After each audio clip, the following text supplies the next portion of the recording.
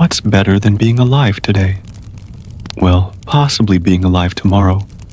But aside from that, not much. The world today has its problems, but it's still pretty great. There are all kinds of things we take for granted. We assume life in the past was just different because, well, it was the past, but sometimes we forget how tough life could be. Just think about how bad things were in the Middle Ages. The Middle Ages, or medieval period, lasted roughly between the 5th century to the 15th century. This time period saw sweeping changes across Europe, Asia, and Africa. It was a time when kingdoms rose and fell, and the foundations for modern Europe were laid. But this era was also filled with poverty, famine, disease, and war. So here are 5 reasons why we should thank God every day that we weren't born in the Middle Ages. Life was cheap. While life today is still pretty cheap, especially if you live in an unnamed country, back in the Middle Ages, your life was dirt cheap. If you were born in the Middle Ages, you had a very low chance of seeing your 40s. The average life expectancy was around 35 years old. And more often than not, that would be because you died from some kind of plague, the biggest one of those being the Black Death, which killed over 25 million people across Europe. Back then, there were no real cures for most diseases, and medical procedures were pretty rudimentary. That means if you survived childbirth, you'd have a good chance of dying from something as simple as a cut getting infected. And even if you made it past childhood, chances are you wouldn't get any older than 40. Most people would die from bacterial infections, smallpox, tuberculosis, and malaria. And there was nothing doctors could do about it other than let nature run its course. They didn't even know what caused these illnesses.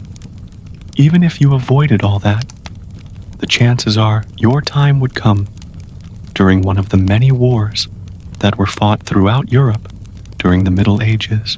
Speaking of death, if you died during the Middle Ages, you really didn't want to become a pauper. Being born into nobility meant that you got access to better food, shelter, and medical care. And it meant that when you died, your body could rest in peace. Literally. If you were born a pauper, however, things would be very different. Paupers who died in the Middle Ages were often buried in mass graves, alongside other criminals, and people who died of infectious diseases. After the Black Death, victims were buried in mass graves by the thousands. The corpses were thrown in without ceremony. Sometimes entire families were buried alive. These days, we have laws against things like burying people alive, and we have proper systems for identifying bodies and notifying next of kin. Back then, it was a case of dig 2 holes, throw them in, and move on to the next one. That isn't exactly comforting if you consider the fact that you could have been buried alive yourself. Cleanliness is next to godliness. And if you lived in the Middle Ages, neither of those things would have anything to do with you. Personal hygiene was not a big deal back then. People didn't bathe regularly, and they rarely washed their clothes. To make matters worse, garbage and human waste would pile up in the streets, and people would use them as toilets. The sewage system, such as it was, couldn't keep up with how dirty people wanted to keep their cities. It was common for animals to wander through the streets, looking for scraps of food, and the diseases they carried only added to the overall filth of the city. Bathing was seen as a luxury, and something that only the wealthy could afford. The common person didn't have time to bathe anyway. They were too busy trying to survive.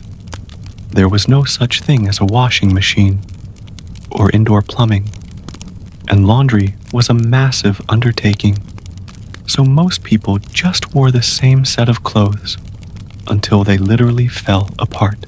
Things didn't get better when it came to eating either. Nobody washed their hands before eating, and most people shared their meals with others, both living and dead. Food was rarely cooked, and most of the water that people drank was contaminated. Even the air people breathed in the Middle Ages could kill you. The common belief that the air itself was poisonous was actually based in reality. During the Industrial Revolution, people started to notice just how polluted the air was becoming, but that problem is nowhere near as bad as it was in the Middle Ages. The fires that people used to cook with and heat their homes with pumped massive amounts of smoke into the air. It wasn't uncommon for fog to hang over cities and block out the sun.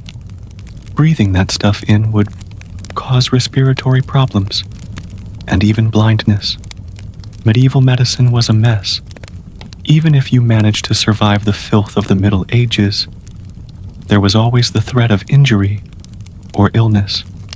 And if that happened, you'd be in really bad shape. The medical practices of the Middle Ages were largely based on superstition and folklore rather than science. Bloodletting was a common practice where the amount of blood in a patient's body was reduced through leeches or making small incisions.